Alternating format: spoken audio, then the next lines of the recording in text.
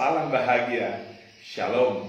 Kita bertemu lagi di TV Pantai Costa dalam seri pelajaran akhir zaman. Kali ini kita akan bahas tentang indikator Israel. Israel selalu menarik untuk dibicarakan.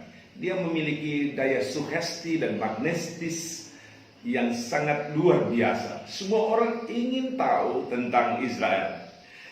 Soalnya Israel itu adalah bangsa yang spektakuler dan jaya dari segi ekonomi unggul, politik, budaya, agama, farmasi, teknologi perang, dan terutama teknologi informatika. Kekuatan dan nama besarnya menggurita di seluruh dunia dan mempengaruhi begitu banyak aspek hidup manusia. Contoh konkret, dengan hadirnya Facebook, maka semua mata akan menatap logo Facebook dan akan menggunakannya.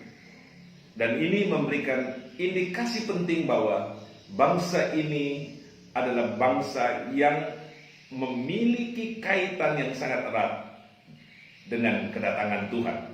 Bangsa yang berusia 3.500 tahun ini, dan bangsa yang sangat terkenal sekali karena dari bangsa ini muncul nama Yesus, begitu mempengaruhi seluruh dunia.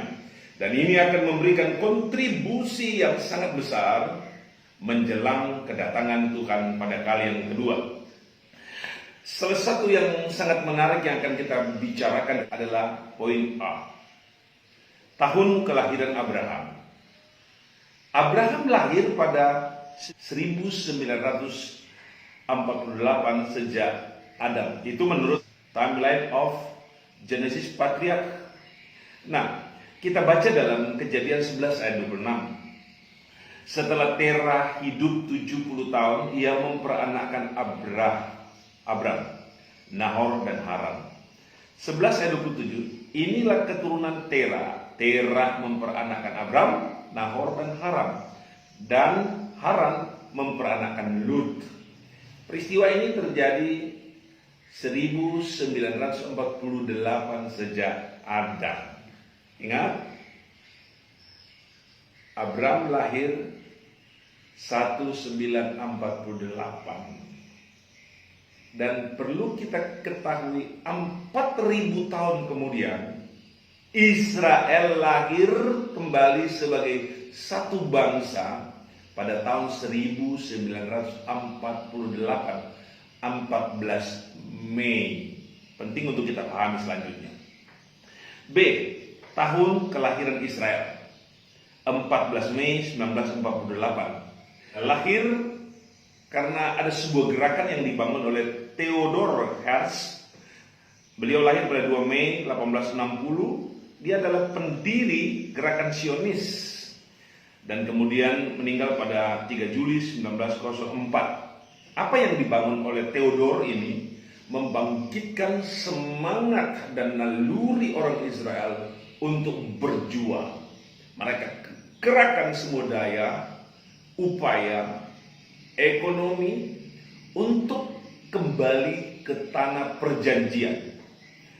Nah, kemudian yang terjadi adalah sesuatu yang sangat luar biasa. David Ben-Gurion memproklamirkan berdirinya sebuah negara Israel pada 14 Mei 1948. Nah, itu terjadi satu hari sebelum akhir mandat Britania Inggris di tanah Palestina.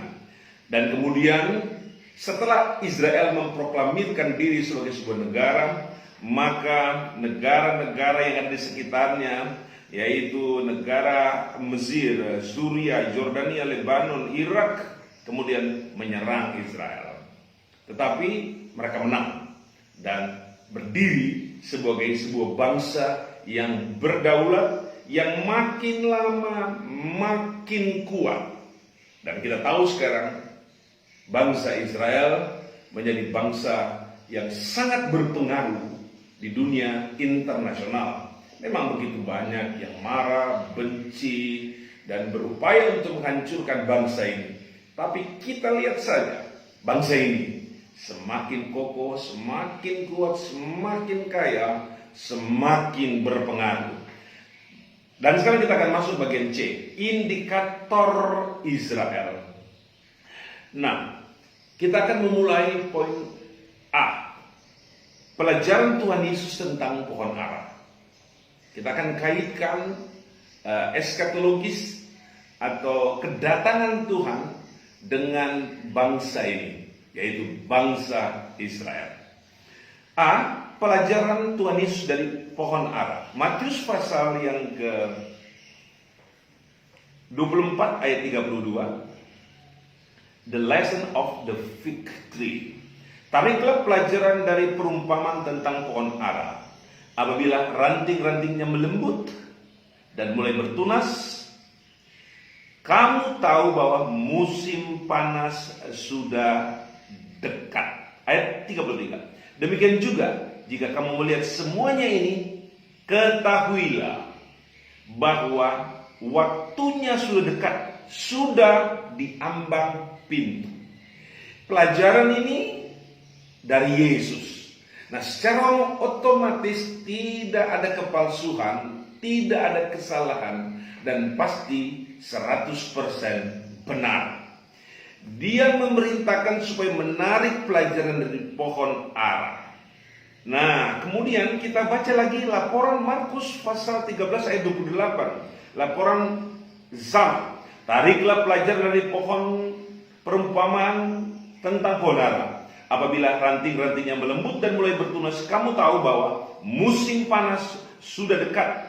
Ayat 29. Demikian juga jika kamu lihat hal-hal itu terjadi, ketahuilah waktunya sudah dekat, sudah diambang pintu.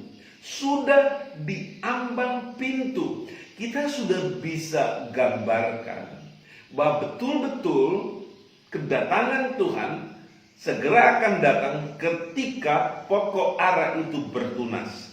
Kemudian laporan dari Lukas pasal 21 ayat 29. Lalu Yesus mengatakan perumpamaan ini kepada mereka, perhatikanlah pohon ara, dan apabila kamu melihat pohon-pohon itu sudah bertunas, kamu tahu dengan sendirinya bahwa musim panas sudah dekat.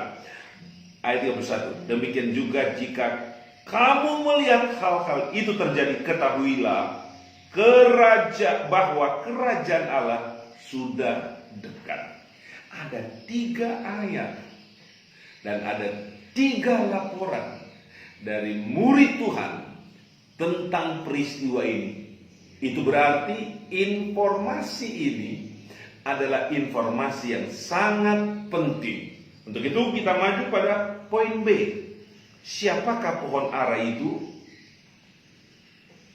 Siapakah pohon ara itu? The Olivet Discourse. Kita tahu bahwa ini adalah pengajaran Yesus di Bukit Zaitun.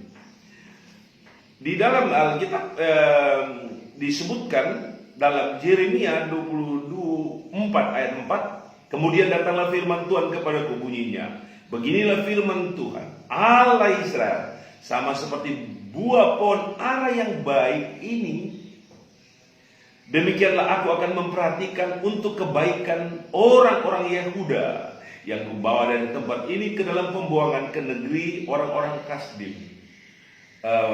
Tuhan menyebut orang Israel diumpamakan seperti pohon, seperti buah ara, seperti buah ara. Hosea pasal 9 ayat 10, seperti buah-buah anggur di padang gurun aku mendapati Israel dahulu, seperti buah sulung sebagai hasil pertama pohon ara aku melihat nenek moyangmu. Ada 2 ayat yang mengaitkan pohon ara ini tentang Yehuda atau tentang Israel, dan bahasa itu keluar dari mulut Tuhan sendiri. Memang kita tahu bahwa bangsa ini memiliki banyak masyhab, aliran atau sekte. Aliran keagamaan Yahudi ada 6. Ada aliran Saduki, aliran Farisi, aliran pembaca, aliran penulis, aliran fanatik, dan aliran Essenes. Itu aliran keagamaan dalam Yahudi. Sehingga antar mazhab juga saling saing dan saling menyalahkan. Dan kemudian dalam memahami kitab suci, orang-orang Yahudi itu memiliki 3 mazhab. Mazhab Al-Farushim, Al-Syaduki, dan Al-Syafa. Sehingga mazhab-mazhab ini memiliki penafsiran yang berbeda-beda terhadap kitab suci. Ini aliran yang bertumbuh dan berkembang di sana. Sedangkan dari umat-umat Yahudi itu kita dapatkan 3 kelompok atau 3 golongan besar, yaitu yang pertama Yahudi Ortodoks, Yahudi konservatif, dan Yahudi modern atau liberal. Arah daripada aliran-aliran ini berbeda, tetapi teksnya bahwa mereka itu adalah orang Israel, orang Yahudi, yang apabila kita lihat sekarang keberadaannya sangat-sangat spektakuler dan luar biasa. Sekarang kita tengok C. Angkatan tidak akan berlalu. Angkatan orang Israel ini tidak akan berlalu. Dan itu tercatat dalam 3 ayat. Matius pasal 24 ayat 34. Perhatikan. Aku berkata kepadamu, sesungguhnya angkatan ini tidak akan berlalu sebelum semuanya terjadi. Konfirmasi dari Markus pasal 13 ayat 30.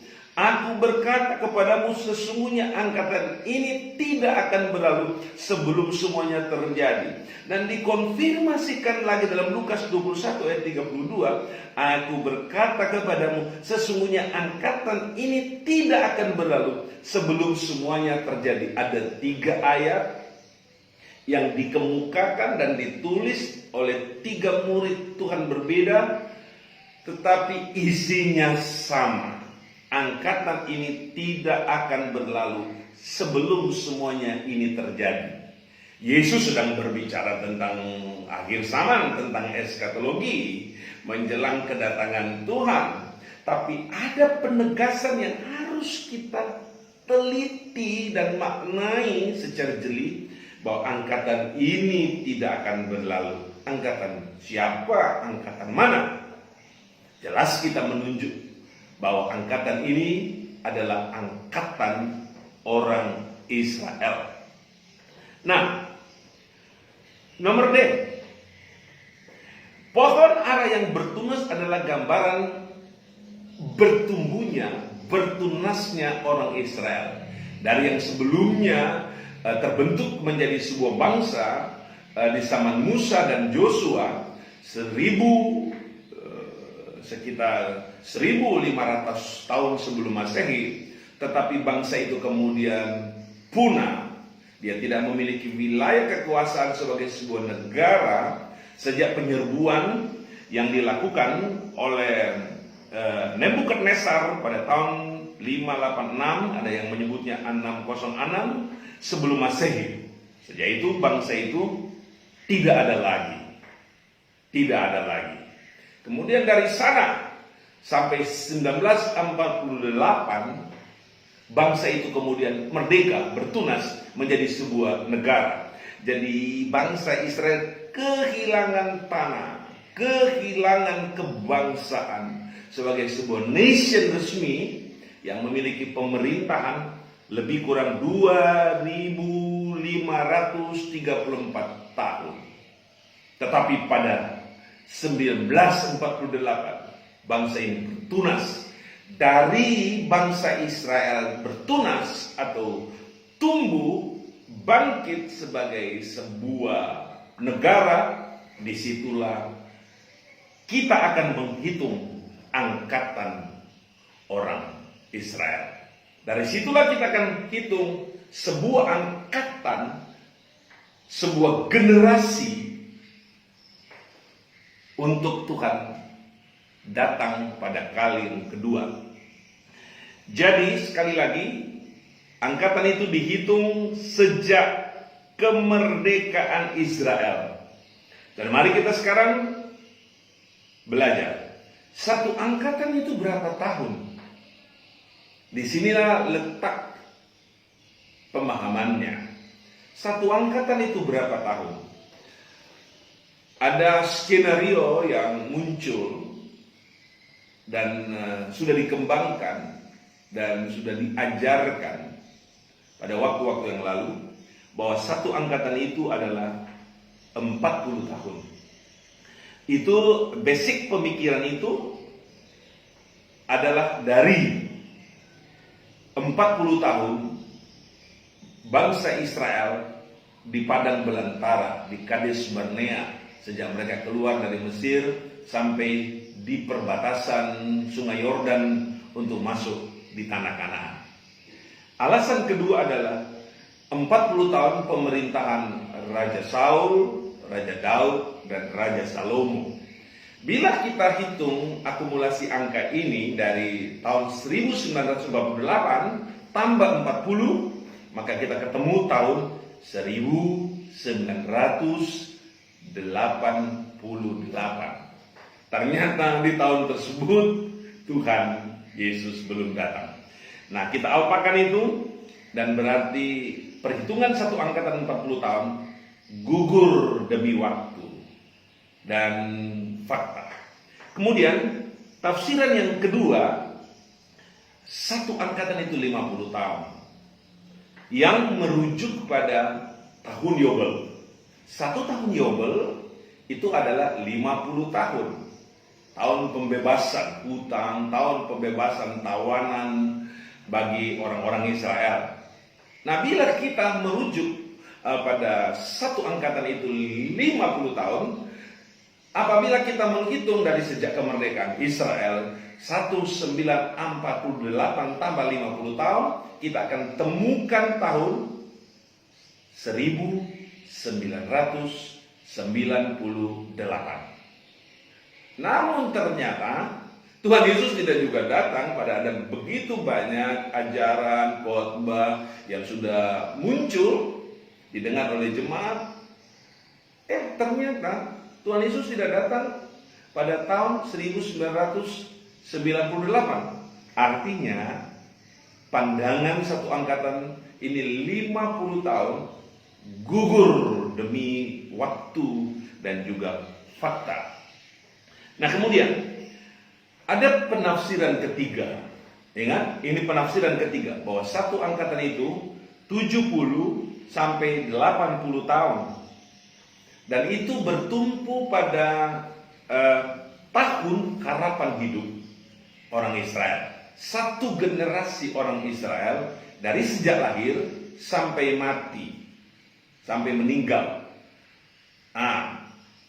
Akumulasi pemikiran ini ditarik kemudian diteliti oleh banyak ahli termasuk saya. Kita lihat di zaman Nabi Musa, menurut penuturan Musa dalam Mazmur pasal 90 ayat 10, itu sangat menarik sekali, sangat menarik sekali. Begini bunyinya, masa hidup kami 70 tahun dan jika kami kuat 80 tahun, dan kebanggaannya adalah kesukaran dan penderitaan, sebab berlalunya buru-buru dan kami melayang lenyap. Ini merupakan testimoni dari Musa tentang orang-orang Israel di padang belantara ketika mereka berjalan terseok-seok, melewati bebatuan, mendaki gunung, melewati padang pasir, menembus malam, dingin dan panas. Musa memperhatikan dan melihat bahwa begitu susah orang Israel di 70 tahun dan di 80 tahun. Jadi di zaman 3.500 tahun yang lalu, angka rata-rata hidup orang Israel itu 70 sampai 80 tahun. Mari kita mengambil tahun maksimal dari apa yang disebutkan oleh Musa, 80 tahun, sebagai angka hidup orang Israel di zaman dulu. Dan kemudian di saat ini berapa angka rata-rata hidup orang Israel. Sampai sejauh mana mereka mampu hidup, berapa tahun usia rata-rata hidup mereka. Nah, ada dua pendapat. Pendapat yang pertama dari Wikipedia, mereka menempati urutan yang ke-11 dari angka rata-rata hidup di seluruh dunia. Dan angka rata-rata hidup untuk perempuan 83 tahun, 24. Dan pria 78,79 tahun. Jadi angka rata-rata hidup orang Israel hari ini adalah 81 tahun, 15. Ada pada urutan yang ke-11 dunia. Tetapi dilansir dalam Warta Kota Live, mereka ada pada posisi urutan ke-7 dunia dengan angka rata-rata hidup 83 tahun. 83 tahun. Nah, hampir sama atau paralel apabila kita compare dengan apa yang diungkapkan oleh Musa dalam Mazmur 90 ayat 10. Nah, dari situlah kita akan menghitung angkatan itu. Sejak Israel merdeka, tambah satu angkatan hidup orang Israel. Penting sekali karena Alkitab ini hampir seluruhnya bercerita tentang orang-orang Israel. Dari Adam sampai Yohanes, sang penulis Alkitab. Kita tahu bahwa Musa Yahudi, penulis Alkitab, Kejadian, Keluaran, Imamat, Bilangan, dan Ulangan. Kita tahu penulis terakhir kitab Wahyu adalah Yohanes, yang juga adalah orang Yahudi. Nah, jadi Alkitab ini adalah kreasi atas ilham roh dari orang-orang Yahudi. Nah, basic pemikiran kita, landasan pemikiran kita untuk semua tafsiran harus berbasickan firman Tuhan. Nah, jika sekarang nomor jika angkatan yang dimaksud oleh Tuhan Yesus adalah satu angkatan orang Israel, berarti perhitungannya adalah sebagai berikut.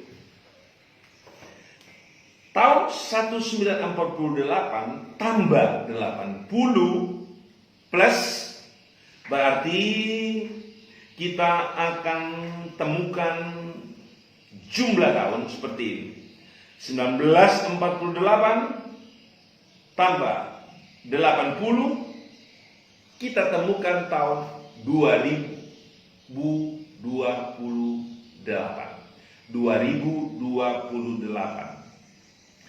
Jikalau kita hitung angka rata-rata Israel saat ini yang menembus 81 tahun sampai 83 tahun, berarti kita harus tambahkan 1948 tambah 81 atau tambah 83, kita akan temukan sebuah jarak waktu 2029 sampai 2031. Nah, jadi kalau kita merujuk kepada ajaran Yesus di Bukit Zaitun ini dan tidak keluar dari konteks dari apa yang Yesus sampaikan dalam pelajaran itu bahwa satu angkatan, maka kita ketemu sebuah keajaiban di sini. Ini boleh percaya, boleh tidak. Sifatnya ini adalah penafsiran. Saya juga tidak akan mungkin menentukan tahun kedatangan Tuhan itu pada tahun sekian atau tahun sekian. Saya bukan Tuhan atas tafsiran ini. Dan teman-teman yang lain juga bukan menjadi Tuhan atas tafsiran ini.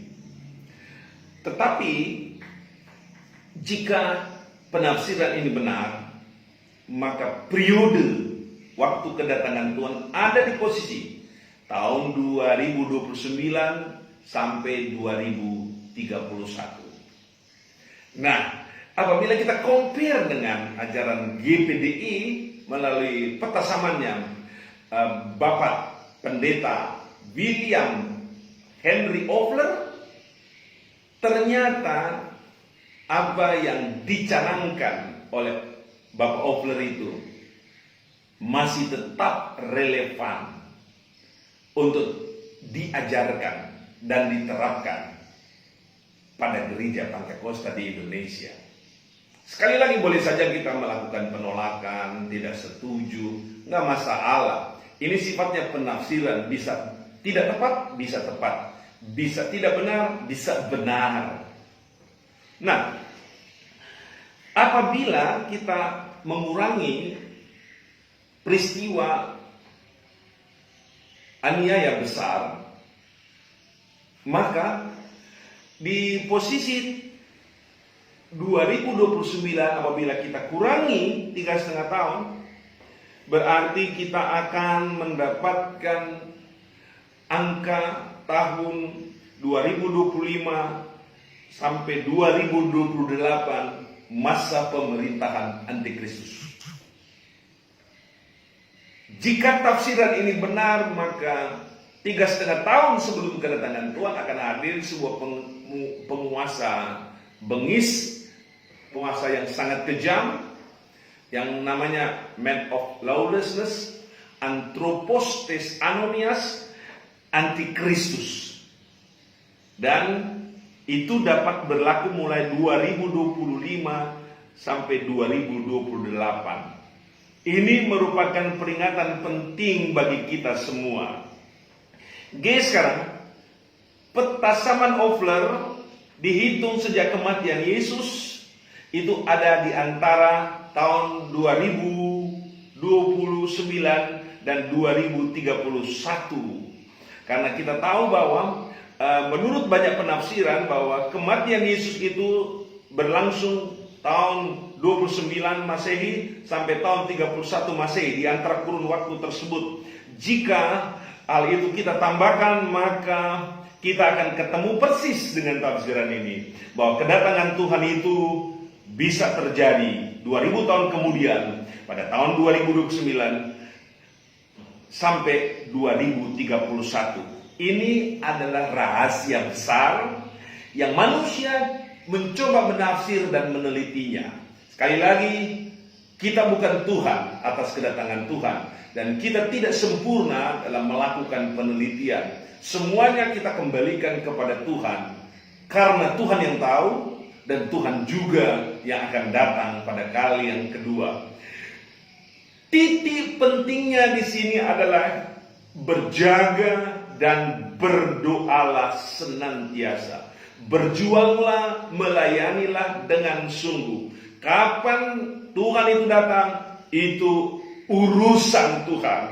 Tetapi kita yang hidup, kitalah yang harus berjuang dan melayani Dia dengan sungguh. Puji Tuhan. Kita tutup dengan ucapan, untuk kedatangan Tuhan tidak ada seorang pun yang tahu, malaikat pun tidak, anak pun tidak, hanya Bapa saja yang tahu. Terpujilah nama Tuhan kekal selama-lamanya. Yesus memberkati. Haleluya. Amin.